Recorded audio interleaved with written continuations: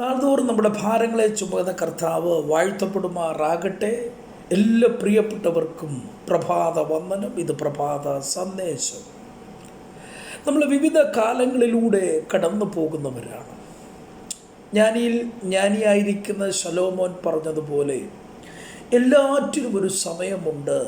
ആകാശത്തിന് കീഴിൽ ഉള്ള സകല കാര്യത്തിനും ഒരു കാലമുണ്ട്.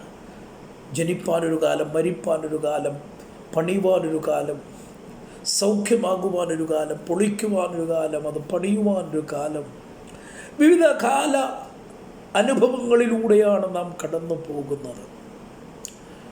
അപ്പോൾ തന്നെ താൻ പറഞ്ഞൊരു കാര്യമാണ് കഷ്ടകാലം.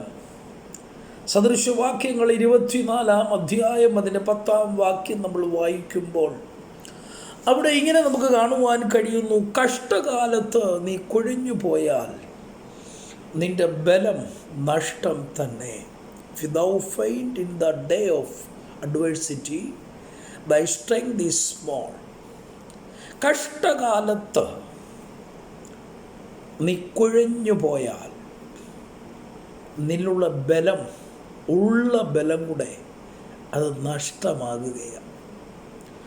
നാം ഏറ്റവും അധികം ശ്രദ്ധിക്കേണ്ട രണ്ട് കാലമാണ്. ഒന്ന് കഷ്ടകാലം, പ്രതികൂലത്തിൻ്റെയും പ്രശ്നത്തിൻ്റെയും രോഗ ദുഃഖങ്ങൾ ഒന്നിനു പുറകെ ഒന്നായി നമ്മെ കീഴ്പ്പെടുത്തുവാൻ അല്ലെങ്കിൽ നമ്മളെ തകർക്കുന്ന നിലയിൽ എഴുന്നേറ്റ് നിൽക്കുന്ന ഒരു കാലം.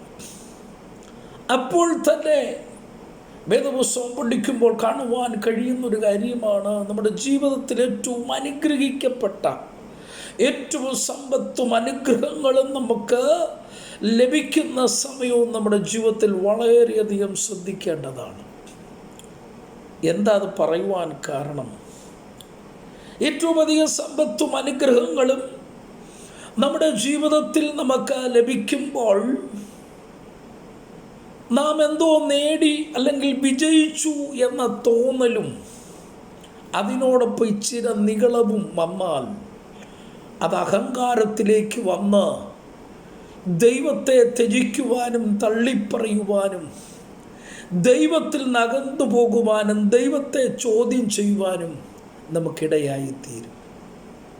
ഇനി മറിച്ച് കഷ്ടകാലമാണെങ്കിൽ നമ്മുടെ ജീവിതത്തിൽ ഏറ്റവും ശ്രദ്ധിക്കേണ്ടത് രണ്ട് കാര്യങ്ങൾ ഇവിടെ പറയുന്നു. ഒന്ന്, നാം കുഴഞ്ഞു പോയാൽ, അതിൻ്റെ അകത്ത് നാം അഴുകിച്ചേർന്ന തകർച്ചയിലേക്ക് തന്നെ നാം പോകുകയാണെങ്കിൽ, നിരാശയിലേക്ക്, രോഗമാണെങ്കിൽ ആ രോഗത്തിൻ്റെ അതിൻ്റെ അടിത്തട്ടിലേക്ക്, അല്ലെങ്കിൽ ആ ഒരു ചിന്തയിൽ തന്നെ നാം താഴ്ന്നു പോവുകയാണെങ്കിൽ നമ്മളിലുള്ള ബലം പോലും നമുക്ക് നഷ്ടപ്പെടുകയാണ്. ഇവിടെ നാം വളരെ ശ്രദ്ധിക്കണം. ഏറ്റവും അധികം ബലം പ്രാപിക്കേണ്ടത്, ഏറ്റവും അധികം ശക്തിപ്പെടേണ്ടത്, ഏറ്റവും അധികം ധൈര്യം സംഭരിക്കേണ്ടത്, ഏറ്റവും അധികം വിശ്വാസം ആർജിക്കേണ്ടത്, ഒന്നുകൂടെ എടുത്തു പറഞ്ഞാൽ ഏറ്റവും അധികം വിശ്വാസം നമ്മളിൽ വരേണ്ട ഒരു സമയമെന്ന് പറയുന്നത് നമ്മുടെ കഷ്ടകാലങ്ങളിലാണ്. നമ്മൾ സങ്കീർത്തനങ്ങളൊക്കെ പഠിച്ചാൽ നമുക്ക് കാണുവാൻ കഴിയുന്നു, കഷ്ടകാലത്ത് വിളിച്ചപേക്ഷിക്കുക, കഷ്ടകാലത്ത് ഞാൻ നിന്നോട് കൂടെ ഇരിക്കും. നോക്കണം, ഏറ്റവും അധികം ദൈവാശ്രയത്തോടെ, ഏറ്റവും അധികം ദൈവത്തോട് അടുത്തു നിൽക്കേണ്ട, ദൈവാശ്രയമുള്ളവരായി ബലമാർജിക്കേണ്ട, ശക്തിപ്പെടേണ്ട ഒരു സമയം കൂടിയാണ് കഷ്ടകാലം എന്ന് പറയുന്നത്.